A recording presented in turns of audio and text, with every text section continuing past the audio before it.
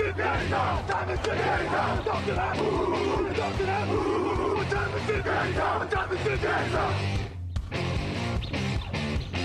gun, Hulk left slot, Dixie left, T left, Mercedes, wide chip, Ricky, Fever left, 75, Katie, Omaha. Quick, go ahead. Last play of the game. Who's going to win it? Luck rolling out to the right. Dumps it up to Donnie Avery. Yeah! Goal line. Touchdown. Touchdown. Touchdown. Touchdown. Hello, bonjour et bienvenue à tous dans l'épisode numéro 431 du podcast John Actuel Maté. Très heureux de vous retrouver pour le premier débrief de la saison 2021 de NFL. À mes côtés pour parler de tout ce qui s'est passé ces 3 derniers jours, Raphaël Masmejean, bonjour. Salut à tous. Et on l'a dit, donc on l'a déjà dit, mais ça me fait toujours bizarre de le redire. Donc, comme il y a 10 ans, en septembre 2011, on est parti pour la 11e saison avec Raphaël. Lucas Vola est avec nous. Bonjour Lucas. Salut messieurs, quelle première semaine. Quelle première semaine, en effet. Les Packers se giflaient, les Titans se piétinaient, les Bills secouaient. Il s'est passé plein de choses. Ça n'a manqué ni de beaux matchs, ni de surprises. On ne perd pas de temps, on débriefe ça tout de suite. Actu, analyse, résultat, toute l'actu de la NFL, c'est sur touchdownactu.com.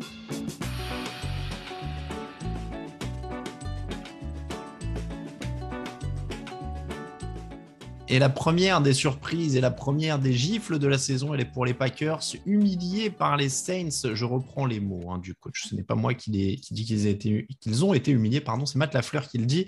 Humiliés par les Saints. Messieurs, avant de parler des Packers, parce qu'ils ont perdu, ils ont pris une grosse rousse, tout ça. Parlons quand même des vainqueurs, honneur aux vainqueurs. Parce qu'il y a un homme qui a vécu un grand jour dans sa carrière, c'est Jameis Winston. 14 sur 20, 148 yards, 5 touchdowns, aucune interception. Pour reprendre les mots d'un célèbre commentateur français, alors peut-être, est-ce que c'est le tournant de la carrière de Jameis Winston, ou en tout cas, est-ce que cette saison, plus globalement, peut l'être? On en avait parlé pendant les previews, que ça pouvait être une saison intéressante pour lui. Il faut s'incliner sur le premier essai, en tout cas, qui est plutôt transformé, Raphaël. Ouais, le premier essai est plutôt transformé. Faut quand même mettre beaucoup de crédit sur Sean Payton, forcément, d'avoir aussi bien préparé ce match, aussi bien préparé Jameis Winston à prendre la relève de Drew Brees, avec en plus un plan de jeu beaucoup moins risqué que ce que Winston faisait toutes ces années à Tampa Bay. On a vu beaucoup plus de petites passes, beaucoup plus de rythme aussi. Manifestement, Jameis Winston qui a aussi appris à ne plus lancer la balle sur les linebackers adverses. Enfin, donc vraiment, tout ça a été très très bien préparé. Parce qu'en plus, il faut le reconnaître, Jameis Winston, sur ce match, il n'a pas un groupe de cibles à faire rêver la Ligue. Je veux dire, quand il n'y a pas Michael Thomas, alors oui, il y a toujours l'excellent et le très polyvalent Alvin Kamara, mais sur ses cibles vraiment, et notamment sur les menaces extérieures, etc., il n'a quand même pas grand-chose. On ne lui donne pas grand-chose. Donc là, ça a été très, très propre. Et des bons choix, peu d'erreurs de lecture, pas d'erreurs de lecture, même j'ai envie de dire. Il y a une petite interception qui aurait pu être accordée sans un mouchoir un peu gentil des arbitres. Mais globalement, par rapport à tout ce que Jameis Winston a montré jusque-là, on ne peut que se dire que si ça continue comme ça, il risque d'être bien payé à la fin de la saison, vu qu'il est sous contrat pour 1 an. C'est vrai aussi. Il a été bon dans la poche, il n'a pas forcé, il n'a pas été gourmand. Sean Payton a été bon sur les choix, tu l'as dit. Il a même réussi une petite passe en profondeur. Pour l'instant, c'est le scénario parfait, Lucas. Ah oui, pour l'instant, c'est parfait. Tu disais 14 sur 20, c'est pas sa note, j'aurais mis un petit peu plus si on avait dû le noter, mais c'est vrai, j'ai envie de dire calmons-nous quand même. Calmons-nous, il n'envoie que 20 passes, alors oui, c'est un blowout, donc forcément, il n'est pas obligé de passer. On le sait qu'il a tendance parfois à forcer. Il y a cette petite interception, le disait Raph, qui est retournée à cause d'un roughing the passer, je crois, ou quelque chose comme ça, en tout cas un mouchoir. Elle aurait très bien pu être acceptée pour être une interception. Il est à moins de 100 yards, je crois, juste avant qu'il lance cette longue passe et ce dernier touchdown. C'est dire, voilà, c'est vraiment, Sean Payton l'a utilisé vraiment avec parcimonie. Il y avait Alvin Kamara. Moi, je suis convaincu par Winston sur ce match. J'attends de voir un petit peu plus. Je ne suis pas totalement emballé, je ne suis pas à fond sur Winston.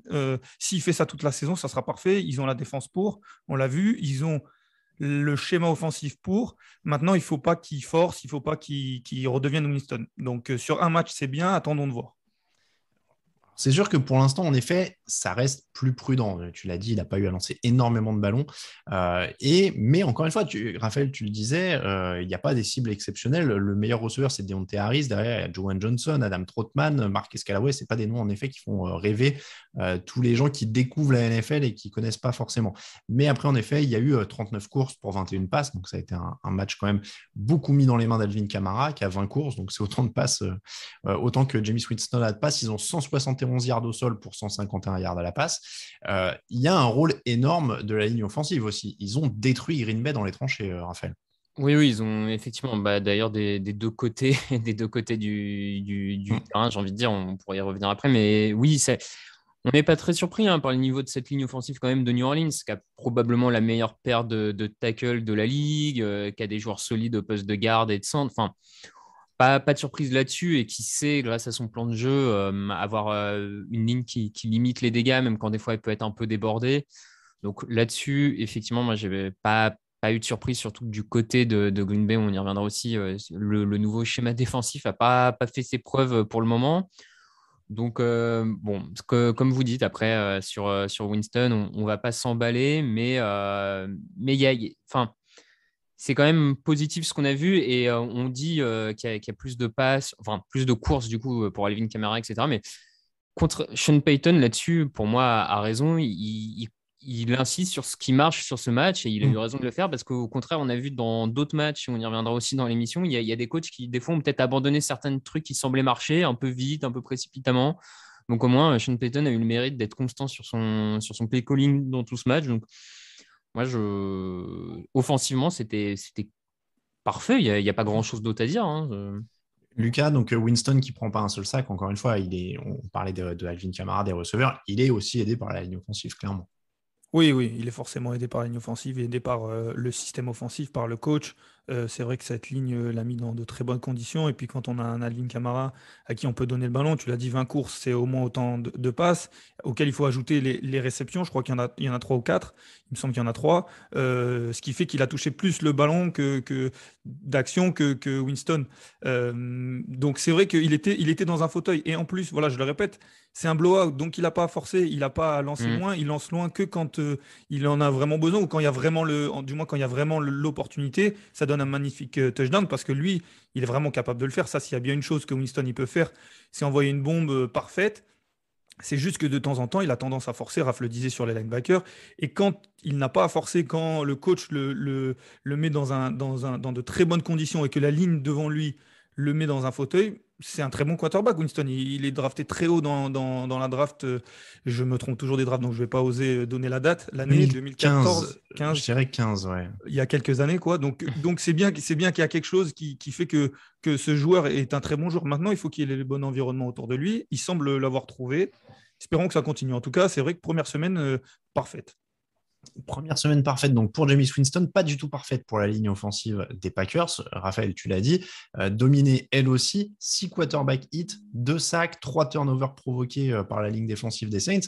Est-ce qu'ils ont été exceptionnels ou est-ce que Green Bay a été aux fraises? Parce que depuis tout à l'heure, on dit ils ont été impeccables en attaque, etc. Mais Green Bay a quand même été assez hors sujet.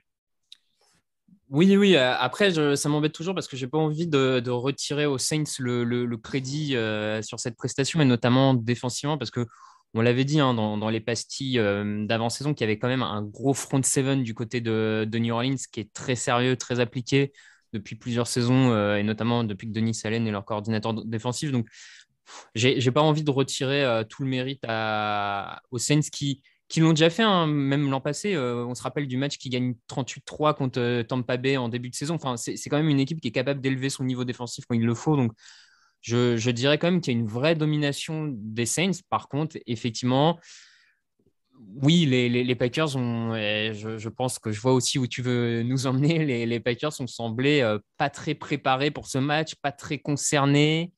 Mais alors, je ne veux pas forcément vous emmener sur du psycho ou des trucs comme ça, mais je dis juste que statistiquement, donc on a quand même un truc qu'on voit très très rarement à Green Bay, c'est-à-dire que Aaron Rodgers avec 15 sur 28, 133 yards, 2 interceptions, pas de touchdown, 229 yards au total pour l'attaque, c'est quand même très très peu. Rodgers qui sort avant la fin du match parce qu'ils prennent un carton, ce qui est assez rare. Je me demande si c'est même pas si c'est les premières minutes de Jordan Love en saison régulière du coup grâce à ça. Donc voilà. Après évidemment, si je suis taquin, je dis qu'on m'a vendu The Last Dance et finalement c'est Waterloo ou la retraite de Russie. Donc voilà. Mais est-ce que forcément ils sont rattrapés par leur intersaison? J'en sais rien. Mais là, sur le plan du jeu. Lucas, je ne sais pas si tu es d'accord avec moi, mais on a vu quand même une débâcle, quoi. Alors, tu veux pas nous amener, tu veux nous amener nulle part. Raph veut pas trop enlever le mérite aux Saints. Moi, je vais mettre les pieds dans le plat. Vas-y. Je veux pas surréagir. C'est que la première semaine, je vais essayer de pas le faire pendant tout ce podcast. Mais là, clairement, c'était nul. C'était vraiment, c'était des deux côtés du terrain, c'était vraiment pas bon. Rodgers, on avait l'impression qu'il avait pas envie d'être là. Je suis désolé, mais moi, je sais pas ce qui se passe dans sa tête. Je ne sais pas vraiment ce qui s'est passé à l'intersaison, même s'il en a un petit peu parlé. Je ne sais pas ce qui va se passer ensuite. Je ne sais pas ce qui se passe dans le vestiaire. Je regarde juste ce qui se passe sur le terrain. Et peut-être que j'analyse des choses et j'ai tort, mais j'avais l'impression qu'il n'avait pas envie d'être là. 3 points, je ne sais pas s'il a déjà mis 3 points dans sa carrière souvent. Je ne suis pas sûr. En tout cas, on parle du MVP de l'année dernière. Il recommence avec 3 points. C'est 1 sur 10 sur les troisièmes tentatives. On parle d'un quarterback qui a la trentaine vraiment passée. On parle d'un quarterback incroyable qui va rentrer au Hall of Fame. Voilà. Après, tu parlais de la ligne offensive. Elle l'a vraiment pas aidé. La défense n'a vraiment pas été bonne. C'était catastrophique. Alors peut-être que je suis un peu dur et que c'est la première semaine et j'espère qu'ils vont me faire mentir. Mais c'était catastrophique. Là, au moins, les choses sont claires. Tu as piqué ma curiosité. Je regardais combien de points au minimum ils avaient marqué l'an dernier. Visiblement, ils n'ont jamais été en dessous de 10 points. Je crois que leur plus petit total, c'est 10 points quand ils perdent contre les Buccaneers, 38-10 en semaine 6 l'an dernier. Donc voilà, Raphaël, il a mis les pieds dans le plat. On est obligé d'enchaîner. Clairement, oui, non, mais ils n'étaient pas là. Ils n'étaient pas là, c'est catastrophique. Après, disons que ça a été tellement catastrophique des deux côtés du terrain que j'ai du mal à croire que ça puisse être comme ça pendant 17 semaines. Je me dis, les mecs vont quand même remonter la pente à un moment parce que il y a des absences, notamment sur la ligne offensive. Ça s'est vu qu'un Bakhtiari manque énormément sur ce match. Voilà, mais on a vu aussi un Davante Adams qui fait un drop sur une 4e tentative alors qu'il a la balle dans les mains, ce qu'on n'a pas vu beaucoup ces dernières saisons. Donc, clairement, on a le sentiment que des deux côtés, c'était pas bon. Et c'était tellement pas bon que, voilà, pour revenir au début de mon propos, je pense que ça ne peut pas continuer à ce niveau-là. Ou alors, c'est vraiment qu'on s'est tous plantés sur le mal qui ronge ce groupe. Hein. Et bon, les semaines vont nous le dire, mais... Après, moi, je ne surréagirais pas non plus. Ils sont toujours largement favoris de cette division, par exemple. Quand on voit ce qu'on a vu pour les Vikings, pour les Lions, pour les Bears. Oui, bien sûr. La semaine prochaine, ils jouent contre Détroit. Attention. Ah ouais, t'en es là. Non, mais j'en suis pas là, mais on a vu que Détroit, j'ai l'impression que Détroit, alors peut-être que j'avance un peu trop vite dans le podcast, mais Détroit, pour moi, c'est tout l'inverse en termes. C'est une équipe qui a peut-être beaucoup moins de talent, voire peu de talent, voire pas du tout de talent ou pas de connexion parce qu'on a une petite coupure. On va récupérer Lucas. Oui, je pense qu'il voulait nous parler de leur cœur. Lucas, tu t'emballais sur les Lions. Je m'emballais sur les Lions, on m'a coupé, je crois que. Non, mais je disais que c'est une équipe qui a peu de talent, mais qui a du caractère et qui a un mental, en tout cas, de ce qu'ils ont prouvé sur cette première semaine. Et j'ai l'impression que c'est tout l'inverse, en tout cas, de ce que Green Bay a montré cette semaine.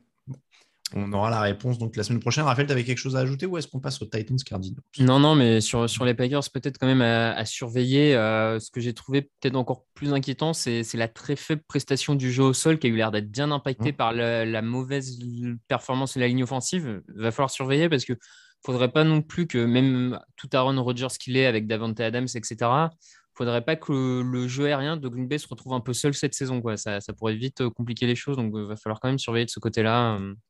2,9 yards par course, en effet, c'était assez vilain. On enchaîne avec les Titans 13, Cardinals 38. Quelle est l'histoire la plus importante de ce match pour les Cardinals, messieurs? Est-ce que c'est l'attaque ou est-ce que c'est la défense? Parce qu'on a quand même eu une domination à peu près totale d'Arizona. On a 5 touchdowns pour Kyler Murray, 5 sacks pour Chandler Jones. Quel est le plus important pour vous? Allez, Lucas. Chandler Jones, j'ai envie de parler de Chandler Jones et donc du coup la défense, mais c'est vrai que Chandler Jones, il revenait, on en avait parlé un petit peu tous ensemble, messieurs, pendant le Power Ranking, on disait que ça allait être important pour lui, il revient avec un match incroyable, un premier quart-temps incroyable, il a fait des misères à toute cette ligne offensive, et du coup derrière, il y a toute la défense qui s'est mise au niveau, qui a les linebackers, Isaiah Simons, Alors, Zaven Collins a été un petit peu plus discret, mais s'il suit la progression d'Isaiah Simons, ça peut être en fin de saison un duo très intéressant. Ils ont limité le jeu de course, ils ont limité Derrick Henry. Je me concentrerai, en tout cas, je retiens plus la défense parce que c'est un peu plus nouveau, on va dire. L'attaque, elle est un peu plus irrégulière. Elle était un peu plus irrégulière l'année dernière, mais on a vu quand même, on a vu qu'ils étaient capables de faire ça. La défense, j'étais agréablement surpris. C'est vrai que l'attaque, on sentait que ça montait en puissance ces dernières années. Raphaël, en effet, cette défense, on ne l'attendait peut-être pas en plus stopper une équipe des Titans qui, pour le coup, était attendue en attaque. Il y avait Derrick Henry, Tannehill, Julio Jones, etc. Là, on a 58 yards pour Derrick Henry à 3,4 yards par course, Julio Jones à 29 yards, Tannehill qui prend 6 sacs. Si les Cardinals gardent ce niveau défensif, ils ne vont pas être bons à prendre. Ouais, effectivement, je vous rejoins sur le fait que c'est quand même la défense qui est le premier truc à retenir de ce match. Tu l'as dit, pour eux, c'était un premier test d'entrée de jouer les Titans et leur attaque. Et ils l'ont réussi à tous les niveaux. Je trouve collectivement, on les voyait pas aussi forts contre la course. Donc là, ils ont quand même vachement surpris au niveau du front seven sur la défense contre la course. Et puis, comme Lucas avait commencé à le dire, individuellement, on a vu des vraies progressions. Et je pense que Isaiah Simons, leur linebacker slash potentiel homme à tout faire, couteau suisse dans cette défense, là, pour le coup, c'est l'illustration de ce qu'on est en train de dire parce qu'il semble avoir vraiment progressé par rapport à l'an dernier. Et donc, du coup, avec le retour de Chandler Jones, bon, là, sur ce match, il n'y a même pas de superlatif parce que 5 sacs, 4 plaquages pour perte, enfin, bon, voilà, c'est une performance hors norme. Mais si tous les jeunes joueurs de cette défense élèvent aussi leur niveau de jeu, comme tu dis, ça commence à être une défense et une équipe à prendre très, très au sérieux. Donc, il va falloir le confirmer parce que c'est toujours ce qui est le plus compliqué. Non, mais j'ai été agréablement surpris. Ça va demander à l'analyser, j'ai envie de dire, un peu plus précisément dans les semaines qui viennent, hein, sur ce qui vraiment fonctionne encore mieux cette saison. Mais pour une première impression, c'est une sacrée sortie. Ouais. Il y a un peu ce mix de jeunesse avec Simmons qui a 2 passes déviées, 9 plaquages, un JJ Watt qui apporte des choses avec un gros plaquage dans le backfield sur Derrick Henry notamment. Enfin voilà, il y a eu plein de choses, mais c'est vraiment un fait hyper intéressant. Et puis il y a cette attaque qui marche toujours évidemment très fort avec DeAndre Hopkins, Christian Kirk et donc un Kyler Murray en feu. On sent qu'il continue de progresser. Et est-ce que là, du coup, c'est le niveau normal de cette attaque ou est-ce qu'ils étaient un peu en sur-régime, ils étaient bien ou alors est-ce que ça va être ça toutes les semaines? On va voir. Mais en tout cas, Kyler Murray a le potentiel pour jouer comme ça toute l'année. Et je dirais même plus qu'il a peut-être même le potentiel de jouer encore un petit peu mieux. Alors, je suis un peu tatillon, mais il envoie une interception qui est pas très jolie à un moment. Mais il a DeAndre Hopkins qui, lui, est excellent depuis des saisons et on le voit pas abaisser son niveau dans l'année. Tu parlais de Kirk, il y a aussi AJ Green qui peut dépanner quand il est plus l'option numéro 1 dans une attaque qui est bien construite. Il peut faire quelques dégâts. Et puis j'ai bien aimé leur duo de running back aussi. Edmonds et Connor, voilà, qui apporte quelque chose d'assez polyvalent dans la course. Alors, ça sera certainement pas l'arme principale des Cardinals, mais ça peut aider pour alterner dans des matchs où il faut garder un petit peu le ballon. Voilà, les deux, ils sont assez polyvalents, ils sont assez complémentaires. Donc cette attaque, elle a le potentiel, en tout cas, pour être comme ça. En tout cas, de jouer à ce niveau, peut-être pas marquer autant de points toutes les semaines, c'est difficile, mais jouer à un niveau élevé toutes les semaines. Alors, ça a été beaucoup plus compliqué, on l'a dit, pour les Titans. En attaque, est-ce qu'on peut brièvement pour les Titans dire ok, bon, bah, ça arrive, c'est début de saison, ou alors est-ce qu'il y a des choses qui vous ont vraiment inquiété? Parce qu'encore une fois, on est aussi dans cette émission, dans cette difficulté d'essayer de ne pas tirer des conclusions hâtives. Il n'y a eu qu'un match, il en reste 16 pour chaque équipe. A priori, les Titans ont quand même de quoi se relancer, non?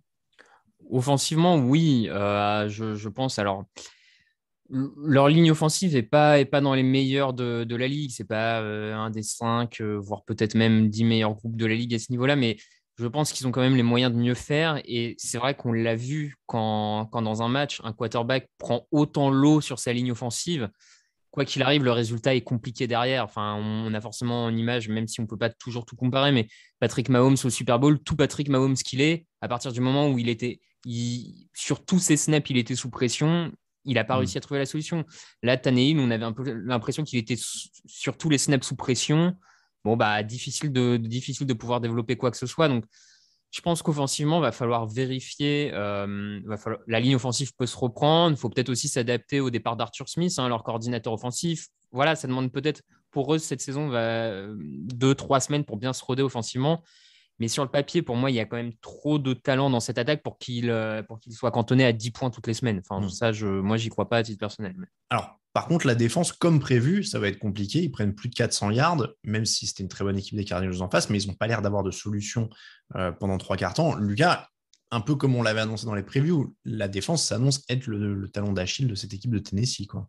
Oui, oui, clairement. Et ça peut poser souci à l'avenir parce que, Raph le disait, cette attaque, elle ne devrait pas rester à 13 points durant toute l'année. Mais le problème, c'est que cette attaque des Titans, j'ai l'impression elle est construite pour la course. Et cette course permet d'ouvrir les play-action. On sait que Tannehill, il est très bon en play-action.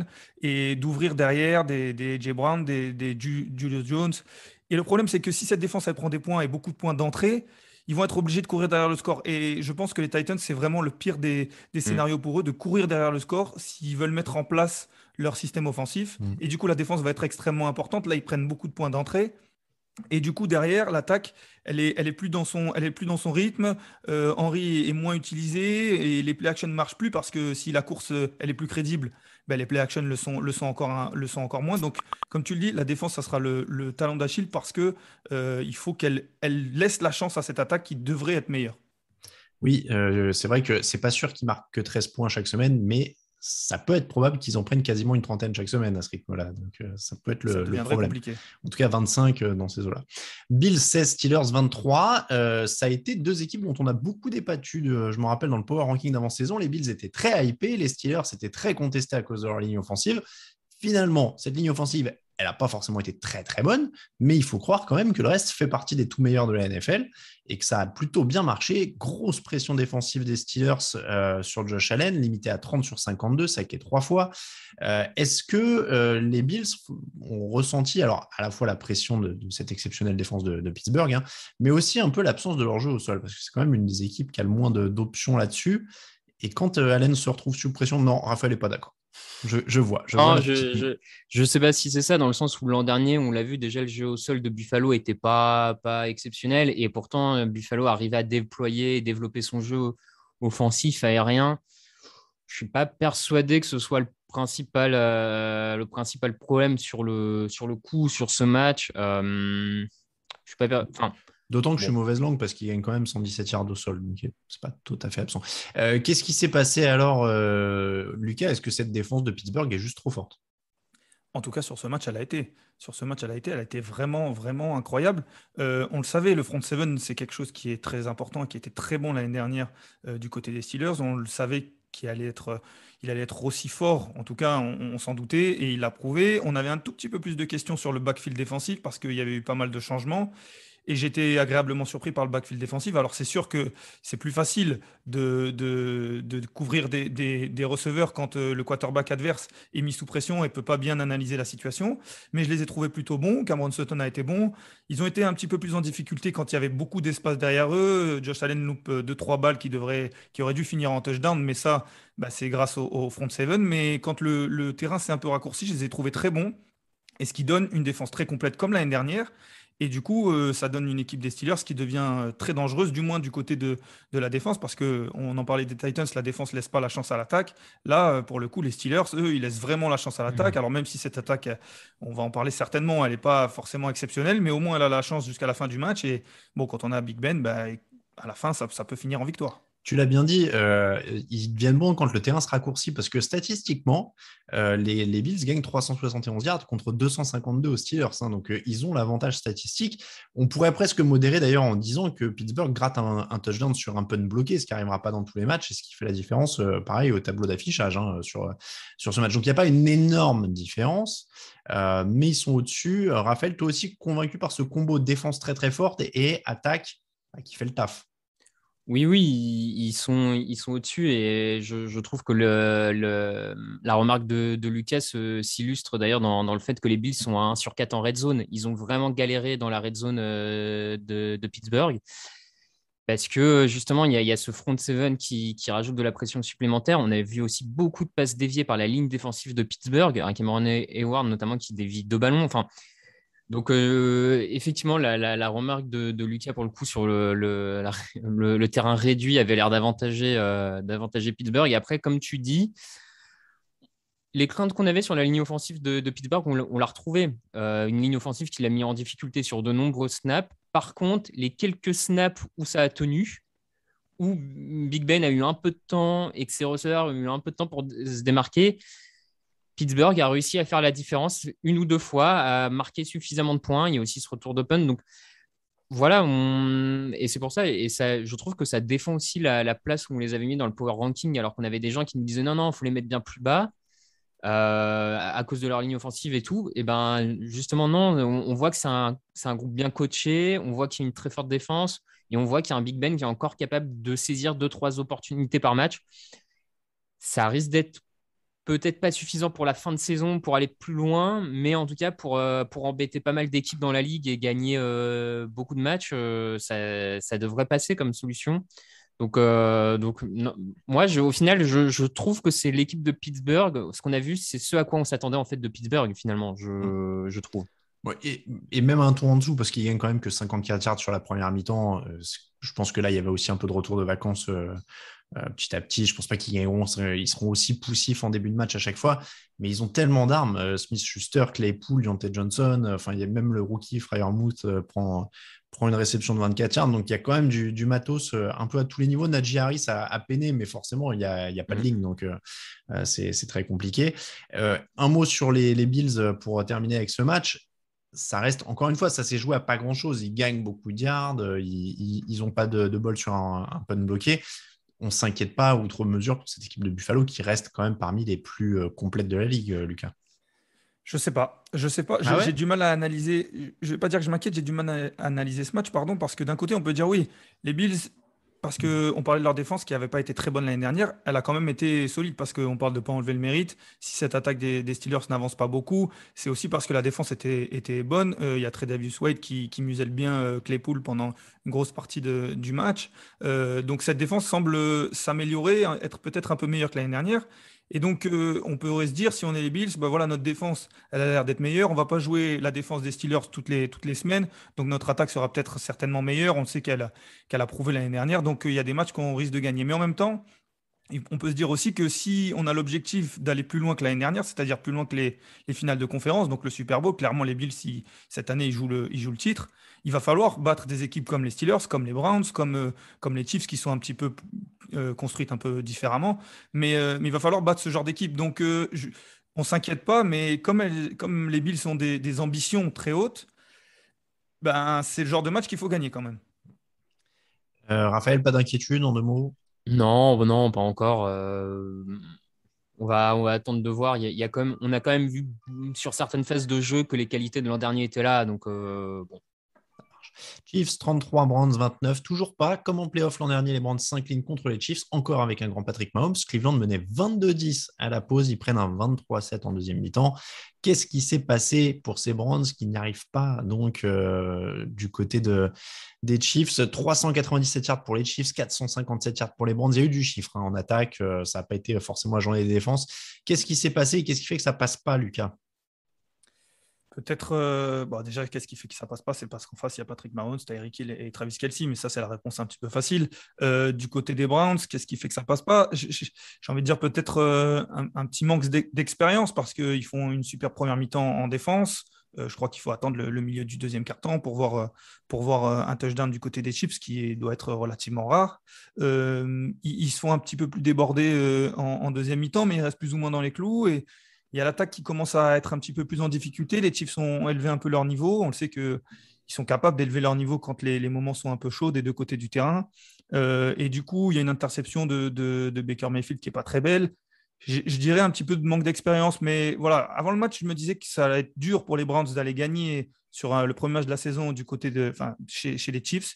Mais il fallait une défaite encourageante, même si une défaite n'est jamais trop encourageante. Mais là, je trouve que ils peuvent sortir de cette semaine 1 avec certaines certitudes. Raphaël, est-ce que tu leur donnes la défaite encourageante? Oui, je leur donne la défaite encourageante. Forcément, perdre de si peu à Kansas City en début de saison comme ça, avoir mis Kansas City en difficulté, c'est forcément des signes positifs pour Cleveland. Tu demandais ce qui s'est passé. Ils se sont quand même tirés des balles tout seuls dans le pied. Enfin, on pense à ce punt où le punter relâche le ballon, puis au lieu d'avoir un punt qui te permet de te dégager, bah, tu te retrouves dans ton propre terrain face aux Chiefs. On l'a toujours dit hein, depuis 2 ans, depuis que Patrick Mahomes est titulaire de cette équipe des Chiefs, tu dois faire le match parfait pour les battre. Bon, bah, il y a 2 erreurs et ça passe pas. Les seuls qui ont fait un match parfait jusque-là, bah, c'était l'an dernier Tampa Bay. Voilà, c'est un peu bateau à dire. Hein. C'est un peu bateau à dire, mais factuellement, ces Chiefs-là sont toujours dans le match grâce à leurs atouts. Et donc, il faut que tu sois, toi, parfait de ton côté. On a vu aussi un jeu au sol de Cleveland qui a perdu un ballon un peu bêtement. Enfin, voilà, 2 petites erreurs qui te coûtent le match. Mais après, ça reste encourageant parce qu'on a quand même vu justement un jeu au sol qui, malgré cette erreur, le duo Hunt-Chubb reste très, très performant. La ligne offensive est restée bonne, même s'il faudra faire attention à la blessure de Jedrick Wills qui peut être un peu embêtant pour la suite. Et puis, on a quand même vu une ligne défensive où Miles Garrett est toujours là. On a vu un Delzen Ward de bon niveau. Enfin, globalement, c'est quand même une équipe de Cleveland qui, à mon sens, a confirmé qu'ils allaient être dans les top équipes de leur conférence cette saison. Rajoute dans les playmakers des Chiefs, parce qu'on a beaucoup parlé de l'attaque, il y a Chris Jones évidemment avec 2 sacks et des grosses actions décisives, qui fait partie de ces joueurs des Chiefs en effet qui sont là, bah, même s'ils prennent des yards, même s'ils sont malmenés, ils sortent toujours quelque chose, comme Kelsey va sortir un truc en attaque, Chris Jones va sortir un truc en défense, donc en effet il faut être parfait. Un mot sur Baker Mayfield pour terminer sur ce match, 21 sur 28, 321 yards, d'une interception.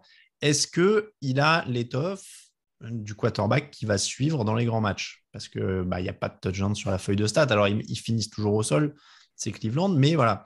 Est-ce que il faut regarder vers lui aussi pour une des causes de la défaite parce qu'il y a que 7 points en deuxième mi-temps? Il lance, comme je le disais, cette interception en fin de match qui me plaît pas trop. Parce que c'est moment décisif, parce que c'est là où on le dit, les grands quarterbacks ressortent. Après, il fait pas un mauvais match. Il est bien coaché aussi. Moi, je retiens aussi que cette équipe des Browns, elle va être fun à voir jouer parce qu'il joue les 4e tentatives. Il y a des playmakers. Il manquait Odell Beckham Jr. aussi. En attaque, c'est important, même si on le voit puis on le voit plus dans cette attaque. Ça fait un moment qu'il loupe pas mal de matchs. Mais Baker Mayfield, c'est sûr que c'est pas Patrick Mahomes, c'est peut-être pas lui qui va être incroyable, mais il a assez de talent et assez de joueurs autour de lui pour faire gagner des matchs, je pense. Raphaël, Baker Mayfield, pas d'inquiétude pour le moment?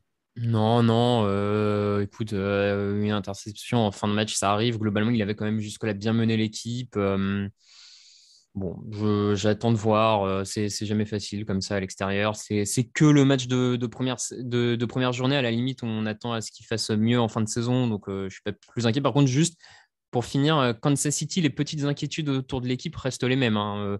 Pas de cible en dehors de Hill et Kelsey. Une ligne offensive qui a pu un peu inquiéter, notamment Orlando Brown sur le côté aveugle, qui a quand même bien pris la pression. Voilà. Mais bon, Patrick Mahomes, Hill et Kelsey. Petite pause et les autres matchs.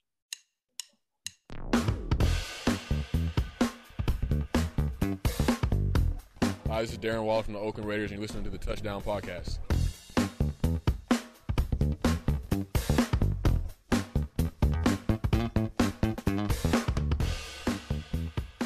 Darren Waller, meilleur joueur jamais coaché par John Gruden. Hein. Je précise, selon lui-même, on rappellera quand même que John Gruden a coaché Jerry Rice. Vous retrouverez la déclat notamment sur le site. On va en parler des Raiders, mais pas tout de suite. On va commencer avec le Rams-Bears, 34-14 pour les Rams. Ça commence très bien pour Matthew Stafford. 2 touchdowns de plus de 50 yards, une victoire assez nette, 321 yards, 3 touchdowns, pas d'interception. Je parlais d'essais transformés pour Jameis Winston tout à l'heure. Tiens, je vais rester dans le même vocable. Essais transformés pour l'arrivée de Matthew Stafford aussi, là, Raphaël. Oui, et c'est transformé. Le plus intéressant offensivement, c'est quand même qu'on a vu ce que Stafford apportait en plus que Goff. C'est cette capacité à étirer le jeu et à aller chercher de la verticalité, ce jeu en profondeur. La stat est passée pendant le match. Stafford, sur ce match, a fait 2 passes de plus de 50 yards sur ce match, quand Goff, l'an dernier, n'en a fait que 2 toute la saison. Voilà, c'est, et ben voilà, du coup, ça étire complètement ça ouvre le champ des possibilités pour le playbook de Sean McVay. Donc à partir de là, et puis pour les fans, c'est quel plaisir aussi d'aller voir ça, des bombes pareilles au stade. La stat est très dure, mais je crois que le plus horrible pour Jared Goff, c'est qu'il n'y a pas un jour où j'ai l'impression que Sean McVay ne fait pas une conférence de presse où il tacle Jared Goff indirectement. Parce que là, juste après, il a fait un truc du genre oui, maintenant on peut faire toutes les passes qu'on veut ou genre tout le playbook qu'on veut maintenant qu'on a Matt Stafford. Donc il cite jamais Goff, mais c'est toujours ultra humiliant les conférences de presse de Sean McVay. Lucas, même impression, ça balance des missiles, ça déroule bien pour l'instant. Ah oui, ça déroule très bien. D'ailleurs, je dois te le rendre durant le Power Ranking, tu étais assez hypé sur les Rams. On l'était un tout petit peu moins avec Raph. Après ce match, alors c'est que le premier match, mais c'est vrai qu'ils s'annoncent comme des candidats solides, et notamment grâce à Matt Stafford. Comme vous le disiez, Sean McVay doit se régaler, il doit ouvrir le playbook, comme on dit, avec beaucoup plus de possibilités. Alors, ils ont un jeu au sol qui est encore un petit peu absent, en tout cas un petit peu par intermittence, mais voilà, il y a des joueurs dans le jeu aérien et notamment Matt Stafford, qui permettent de mettre beaucoup de points. Il y a cette défense, ils ont vraiment une belle équipe, une équipe complète. C'était que les Bears en face, mais ça s'annonce une belle saison quand même pour Los Angeles. Le sol, c'est un peu la thématique problématique pour les Rams, c'est-à-dire qu'ils prennent 5,2 yards par course aussi de l'autre côté, donc ça a été... ils dominent les airs et ils ont plus de mal au sol. Je pense que c'est un peu ce qu'on peut tirer de cette rencontre, non, Raphaël, je te vois. Oui, on peut offensivement, c'est sûr. Après, sur la défense, pour moi, c'est plus lié au style défensif qui fait que en jouant avec ces 3 joueurs sur la ligne, et en ne les collant pas au lineman offensif adverse, disons que ils ont eu un système de défense contre la course un peu plus préventif, on va dire. Ils laissent un peu l'adversaire un peu plus avancer pour bien le bloquer sur le deuxième rideau, mais pour toujours être sûr d'être costaud sur les lignes aériennes. Et ça s'est vu parce qu'encore une fois, l'ensemble du backfield défensif des Rams, ça fait un match quasi parfait avec très très peu d'opportunités données à l'adversaire. Donc moi, je vais être un peu inquiet sur la transition au niveau du coaching défensif. Ils ont l'air d'avoir gardé à peu près les mêmes ingrédients que l'an dernier. Donc ça me rassure pour eux à ce niveau-là. Je ne sais pas s'ils seront aussi forts jusqu'à la fin avec meilleure défense contre les points, meilleure défense contre les yards, etc. Mais bon, il y a quand même beaucoup de signaux positifs à la fin de cette soirée pour les Rams malgré tout. Pour les Bears, je vais poser la même question pendant quelques semaines. On fait jouer quand Justin Fields, du coup, puisqu'il a touché 3 ballons, 2 à la passe, 1 au sol, et il a marqué un touchdown de plus qu'Andy Dalton, qui a lancé 38 passes. Ouais, c'est pas du tout réducteur. Voilà, c'est un petit peu dur de le voir comme ça. Au final, en regardant le match et en ayant vu les autres rookies qui avaient joué avant ou pendant, j'ai compris pourquoi certaines équipes ne faisaient pas jouer leurs rookies d'entrée. Parce que ça peut être traumatisant. Alors, on ne sait pas ce que vont donner les autres rookies, mais des fois, il faut un peu de temps quand même pour se mettre en place dans une attaque de NFL, avec des joueurs de NFL, avec des défenseurs de NFL. Et avoir Andy Dalton, alors c'est sûr que sur ce match-là, il n'a pas fait grand-chose. Et je ne suis pas sûr que Justin Fields aurait fait mieux. Alors oui, les supporters aimeraient avoir le futur devant eux, se dire qu'ils font jouer un joueur pour que ça donne quelque chose dans le futur, mais il ne faut pas le cramer. Il ne faut pas le cramer. Et je pense que au final, pourquoi pas? Pourquoi pas cette transition peut s'opérer au fur et à mesure de l'année. On l'a vu avec Justin Herbert l'année dernière. Il n'a pas joué dès le premier match. Et pourtant, Justin Herbert, il semblait prêt. Il semble toujours aussi prêt. Donc, je me dis, ça ne me dérange pas tant que ça de voir Andy Dalton. Sachant que les Bears, je ne suis pas sûr qu'ils visent grand-chose quand je vois cette défense. Raphaël, tu es du même avis? Tu le préserverais, toi, Justin Fields? Je ne sais pas si je le préserverais. Je ne suis pas dans le staff, je ne vois pas ce à quoi il ressemble, donc j'ai du mal à me prononcer là-dessus. Après, dans le fond, je peux comprendre aussi l'idée de le préserver, puisque de toute manière, la saison des Bears, ils ne jouent pas grand-chose a priori cette saison. Donc, même si je rappelle, parce qu'on me le rappelle à chaque fois, qu'ils sortent d'une saison de play-off. Oui, non, mais vu que tu ne joues pas énormément, est-ce que effectivement cette année-là ne peut pas servir à ton quarterback à apprendre En fait, si tu veux, c'est toujours pareil, c'est qu'il y a tellement d'exemples et de contre-exemples à ça que on te sort Mahomes d'un côté, de l'autre on te sort Herbert qui a été tout de suite efficace quand il a bénéficié de la piqûre dans le thorax de Tyrod Taylor pour être titulaire. Donc bon, je sais pas. Je pense que là, pour le coup, c'est vraiment le coaching staff qui l'a sous les yeux et qui doit prendre une décision. Par contre, après Mahomes, je te coupe, excuse-moi, mais il avait un an derrière. Il n'a pas commensé sur son année. Oui, c'est ce qu'il disait. Oui, justement, c'est ce que je disais. C'est que tu as l'exemple qui dit que c'est bien de laisser le quarterback rookie sur le banc, et d'autres exemples qui vont te montrer que c'est pas bien. Donc, bon, J'ai pas d'avis. Après, par contre, la saison risque d'être un peu longuette du côté de Chicago, quoi qu'il arrive, parce qu'on a vu ce que Dalton a porté sur ce match. C'est un quarterback plutôt sérieux, mais il y aura pas grand-chose de plus. Et bon, voilà. Colts 16, Seahawks 28. On va venir aux Seahawks, mais on avait aussi un nouveau quarterback, Carson Wentz. Donc, même chose, examen de passage réussi ou pas, 25 sur 38, 251 yards, 2 touchdowns. Est-ce que ça marche, Wentz aux Colts? Alors, ça ne marche pas sur le résultat puisqu'ils ont perdu. Mais est-ce qu'il a remontré des choses qui pourraient vous redonner l'espoir qu'il redevienne le joueur qu'il a été pendant 6 mois, qui fait qu'on ait encore à parler de lui aujourd'hui? Voilà. J'essaie de remettre dans l'ordre l'histoire. Alors, il a été, malgré une ligne offensive qu'il a mis en difficulté, hein, parce que clairement, les Colts ont quand même pris le bouillon dans les tranchées sur ce match. Et malgré une ligne offensive en difficulté, je l'ai trouvé meilleur que ce qu'il faisait l'an dernier à Philadelphie avec une ligne offensive en difficulté. Donc, voilà, c'était un peu mieux que l'an dernier. Maintenant, est-ce que c'est suffisant? Je ne sais pas, je demande à voir, il faut que ça se confirme tout ça. Mais j'ai trouvé que si tu veux, dans un contexte où finalement il se retrouve avec une ligne offensive qui ne l'a pas autant aidé que prévu, avec un corps de receveur qui est quand même très limité. Très limité, bon, c'était pas catastrophique comme performance, comme il a pu l'être l'an dernier. Donc, bon, presque agréablement surpris, j'ai envie de dire. Lucas à la moue, là, au faciès, il est moins agréablement surpris. Ouais, un peu moins agréablement surpris. En fait, l'année dernière, en tout cas les années précédentes, on disait qu'à Philadelphie, il y avait une ligne offensive qui n'aidait pas du tout Carson Wentz et il prenait beaucoup de sacs. Il arrive chez les Colts, la ligne offensive est censée être un petit peu meilleure. Alors, elle montre quelques difficultés sur ce match, mais il prend encore beaucoup de sacs, en tout cas beaucoup de pression. Il est beau. Et je me demande à un moment, en tout cas, à quel moment ça sera la faute de Wentz. Je veux dire, s'il va dans plusieurs équipes et que le problème reste le même, alors je veux bien entendre qu'il n'est pas la meilleure ligne offensive devant lui. Mais au bout d'un moment, je me dis que c'est peut-être aussi un petit peu de sa faute dans les lectures, dans le fait de lâcher le ballon. Il y a plusieurs fois où je me suis demandé si il n'aurait pas dû lâcher le ballon un petit peu plus vite. Alors c'est vrai que le corps de receveur n'est pas exceptionnel, n'est pas incroyable, mais je trouve qu'à chaque fois, Wentz, on essaye peut-être de lui trouver des excuses. Alors, c'est vrai qu'il joue, mais il y a des quarterbacks qui arrivent à faire au moins autant que lui, voire un petit peu plus, avec des équipes qui sont au moins aussi fortes, voire un petit peu moins. Les Colts, l'attaque des Colts, c'est pas non plus une des pires attaques de la ligue. Non, mais clairement. Du côté de Seattle, on a réalisé évidemment un match plein, on l'emporte. Vous l'avez dit, ils ont mis beaucoup de pression sur Carson Wentz. Et puis en attaque, 381 yards, 23 passes, 27 courses équilibrées. Russell Wilson a 4 touchdowns sur 18 passes complétées. C'est très prometteur. Pour coup, les Seahawks ont l'air plus complexes que les années précédentes. Pour le coup, moi je trouve que c'est vraiment la perf défensive, on va dire, à retenir en priorité. Comme tu l'as dit, ce pass rush qu'on n'attendait peut-être pas à ce niveau-là, surtout face à la ligne offensive des Colts. Hein. Donc même si, comme Lucas l'a dit, il y a peut-être une part de Vance un peu là-dedans, mais on a eu aussi ces dernières saisons la tendance de voir une équipe de Seattle qui n'était pas très efficace sur le pass rush contre à peu près n'importe qui. Donc là, le fait qu'ils arrivent à l'être, c'est quand même assez prometteur à ce niveau-là. J'ai trouvé un backfield défensif pas si aux abois que ceux à quoi on pouvait s'attendre. Ils ont quand même bien limité globalement Indianapolis, même si ce n'est pas une des top attaques, ça demandera à être confirmé.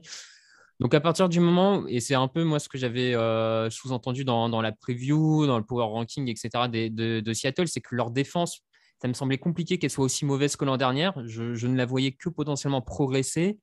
Donc, à partir de là, ça devient une des équipes très complètes de la ligue parce qu'en attaque, ça déroule. Alors, est-ce que ça déroulera toute la saison? Parce que l'an dernier aussi, ils avaient démarré très, très fort en attaque avant de baisser de pied. Est-ce que ça va continuer? Je ne sais pas. Mais en tout cas, s'ils arrivent à trouver cet équilibre attaque-défense, ça pourrait être l'épouvantail de la NFC. Lucas rassuré aussi par cette défense ou surpris par cette défense, peut-être? Surpris, peut-être un peu plus, ouais, peut-être un peu plus. Alors c'est vrai, Raph l'a dit, il joue seulement face aux Colts. Et peut-être qu'il y aura des équipes un petit peu plus compliquées, et notamment parler des Rams dans la division. Peut-être que l'attaque des Rams sera plus compliquée, mais surpris parce que voilà, elle laisse la chance à cette attaque qui est la force de cette équipe et elle fait même un petit peu plus que ça. Et après, c'est vrai que cette attaque, quand Wilson joue comme ça, elle est incroyable. Il met 4 touchdowns. Il est sur les bases de MVP. Alors, c'est vrai que l'année dernière, il fait 5, 6, 7 semaines comme ça. Et puis après, ça, c'est un petit peu plus compliqué. Il y a eu d'autres saisons où il partait un peu plus doucement et il finissait un peu plus fort. Est-ce qu'un jour, il va réussir à faire une saison complète à ce niveau-là? Je ne sais pas. Mais en tout cas, quand il joue comme ça, c'est vrai que cette attaque. Et puis, il ne faut pas oublier qu'ils ont un nouveau coordinateur offensif. On pouvait se poser un petit peu des questions. On sait que c'est Wilson, donc on partait du principe que ça allait être très fort, mais c'est pas non plus assuré. C'était pas assuré. Sur le premier match, c'était très très fort. Lions 33, 49ers 41, match en 2 temps. Les Niners menaient très largement 38-10 avant d'être rejoints en fin de match. On va commencer là-dessus d'ailleurs. Est-ce que c'est un fait important ou est-ce qu'ils se sont un peu juste relâchés? On sait que des fois, on a des fins de match qui se. Voilà. Mais bon, il y a eu une accumulation, onside kick recouvert, etc. Significatif ou pas, Raphaël, cette fin de match? Je pense qu'ils se sont quand même un peu relâchés. Tu as cet onside kick qui rebondit sur le casque du mec de San Francisco, ça récupère. Bon, après, c'est toujours un problème de ne pas être capable en NFL de terminer complètement les matchs. Mais là, tu vois, sur le tout premier de la saison, bon, j'ai envie de les pardonner parce que pendant 3 quarts temps, ils dominent quand même assez facilement Détroit sans trop de difficultés, malgré quelques pertes en plus encore de titulaires dans l'effectif des deux côtés du ballon. Donc, bon, je pense que c'était plus une petite erreur de parcours qu'autre chose. Mais après, par contre, au moins, comme Lucas l'avait dit en début de podcast, ça a le mérite de donner du cœur à ces Lions, que c'est une équipe qui se bat et c'est presque déjà ça pour eux. Ils ont fait de la stat. Ça, au moins, on ne pourra pas leur en vouloir. Ils ont fait de la stat et ils ont montré de la volonté. Donc, les Niners terminent avec un bon Garoppolo, 17 sur 25, 314 yards, un touchdown, un bon jeu au sol, évidemment. C'est une équipe de Kyle Shanahan. Ça sent l'équipe qui peut aller loin quand même, Lucas. Là.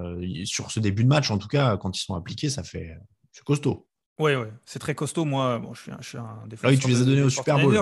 Voilà, et la première mi-temps m'a donné raison, entre guillemets, en tout cas m'a montré que ce que j'imaginais avec une super première mi-temps, comme tu l'as dit, un jeu au sol.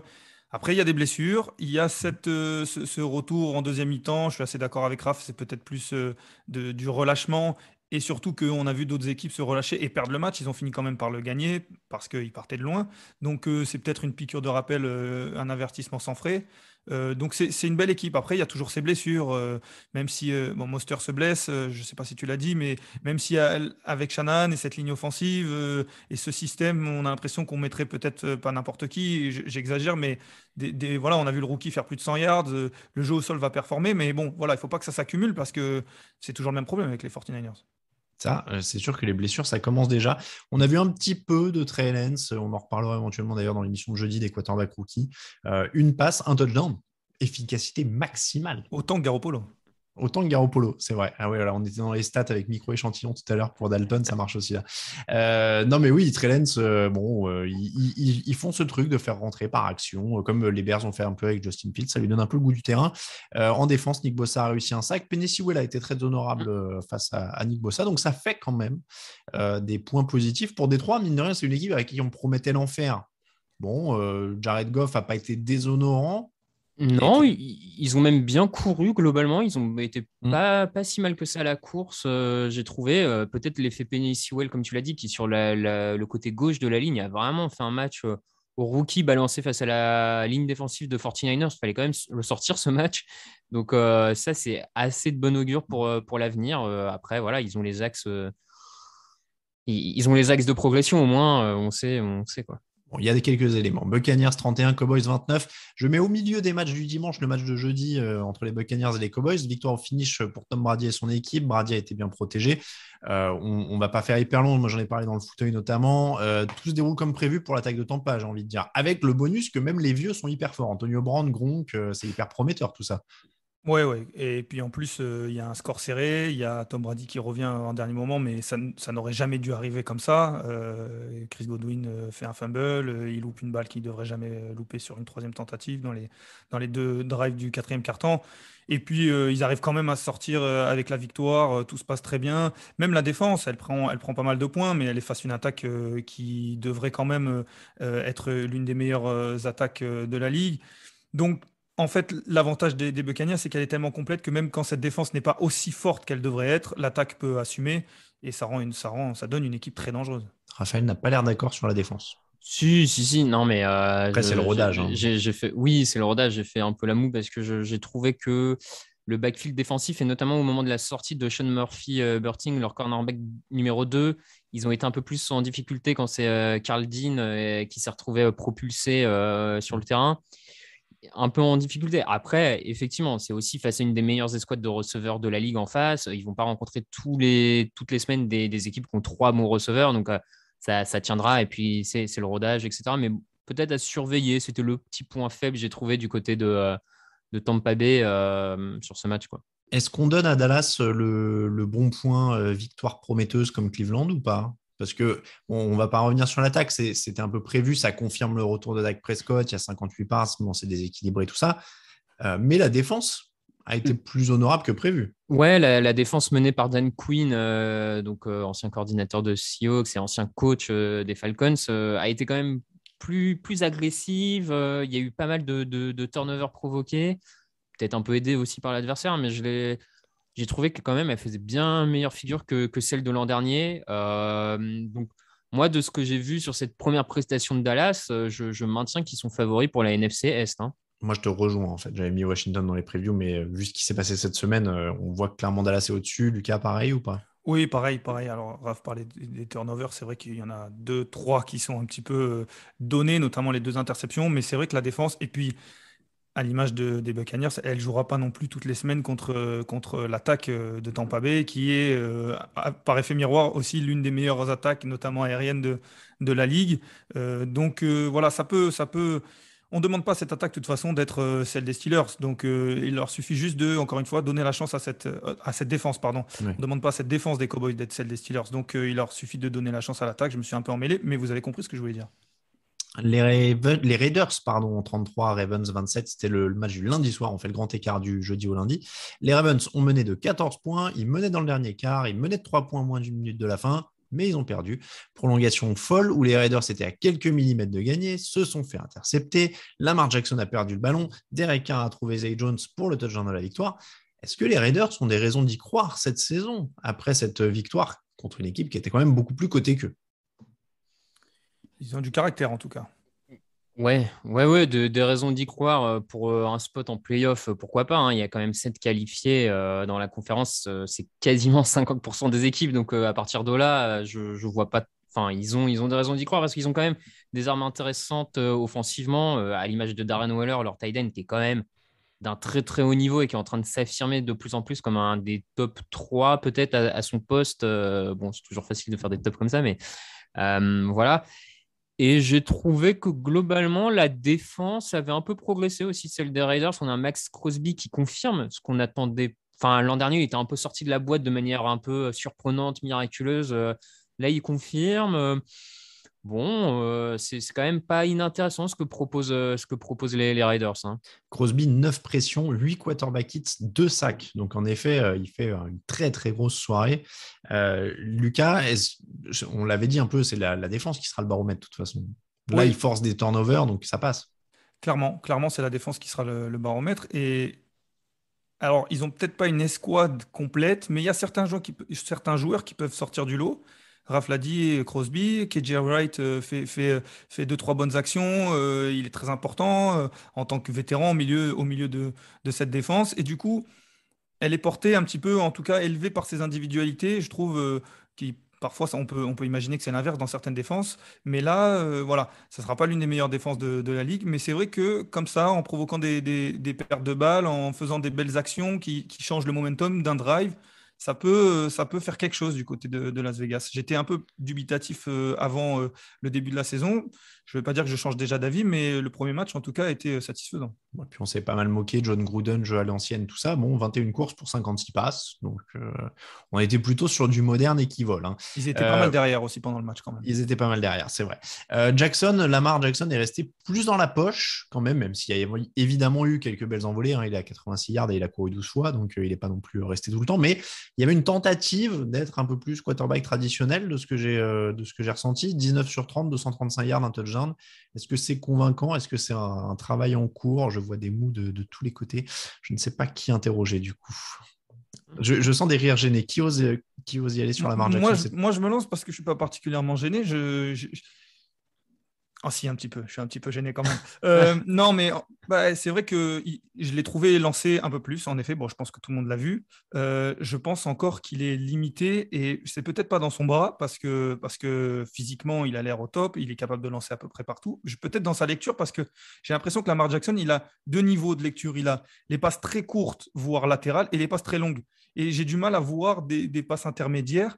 Et du coup, ce qui bloque un peu. Et puis après, bon. Après, il a sa course, il a son physique qui peut le sortir de situation, mais qui peut des fois, quand on lui demande de rester dans sa poche et que d'un coup, il doit sortir parce qu'il y a la pression, il pense moins à la protection du ballon, il fait 2 fumbles. Donc, c'est vrai que c'est mitigé comme sentiment. Raphaël? Non, écoute, moi, je vais pas dire que je suis convaincu, parce que voilà, mais moi, je fais partie du camp et qui pense que Lamar Jackson ne fait que progresser et qu'il a encore une marge de progression. Là, il a quand même pas été tout à fait aidé par sa ligne offensive et notamment Villanueva qui a pris le bouillon face à Crosby, on l'a dit et j'ai trouvé un peu étonnant au final que les Ravens abandonnent aussi rapidement la course, j'ai envie de dire. On a seulement 9 courses pour Tyson Williams, 7 en première mi-temps, 2 en deuxième mi-temps, alors qu'il était sur une moyenne de 7 yards par course. Bon, je sais pas, j'ai été un peu étonné par leur plan de jeu. Après, par contre, ce qui est certain, c'est que Lamar Jackson, et là, on peut dire que la défaite est pour lui.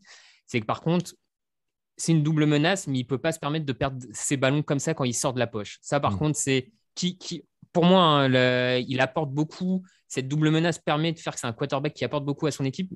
Mais par contre, s'il sort de la poche, il n'a pas le droit de faire les mêmes erreurs qu'il peut produire dans le jeu de passe. Il doit être absolument parfait dans le jeu, dans ce côté double menace, et ce qui n'a pas été ce soir. Et donc là, par contre, c'est à surveiller. Il ne faudrait pas que ces sorties de poche deviennent une fois sur 3 des fumbles, quoi. Patriots 16, Dolphins 17. Un des chocs de la semaine a été défensif. Qui a été le meilleur quarterback? Parce que sur NFL.com, j'ai lu que Mac Jones a été meilleur que Tua Tagovailoa. Vous me direz, oui, mais Tagovailoa, il a gagné. Alors, les stats. Jones a la meilleure évaluation. 29 sur 39, 281 yards. Et Tagovailoa a une vilaine interception quand même qui aurait pu coûter cher en fin de match. Est-ce que c'est victoire pour Mac Jones sur le duel des quarterbacks? Est-ce que vous êtes Team Tua ou Team Mac?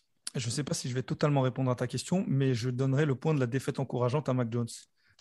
Et donc, entre les deux, je dirais peut-être victoire pour Mac Jones.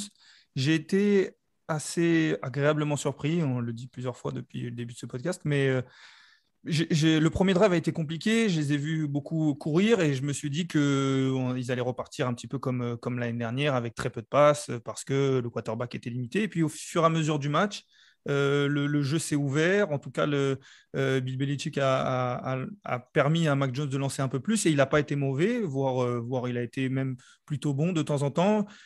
Toute proportion gardée, j'ai l'impression de voir dans le style Brady, mais pas dans le niveau de jeu, pas dans le niveau de jeu, loin de là, mais encore. Mais dans le style de ce style de passe, ce style d'attaque. Donc, ouais, je dirais Mac Jones. Raphaël, convaincu par ces Patriots malgré la défaite? C'était pas inintéressant, clairement. Surtout, ce qui était à retenir, c'était offensivement, parce que les Patriots soient capables de sortir une prestation comme ça, défensive, de museler un peu l'adversaire. On savait qu'il y avait des qualités. Il y a un front seven qui avec pas tant de nom que ça de stars, arrive toujours à faire le taf. Et donc voilà, là-dessus, pas de surprise. Donc c'est offensivement, effectivement. Comme vous l'avez dit, Mac Jones a quand même des passages assez intéressants, hein, vraiment. Tout n'était pas parfait, bien sûr, en tant que rookie, mais je l'ai trouvé assez serein dans la poche, plutôt bon dans la lecture.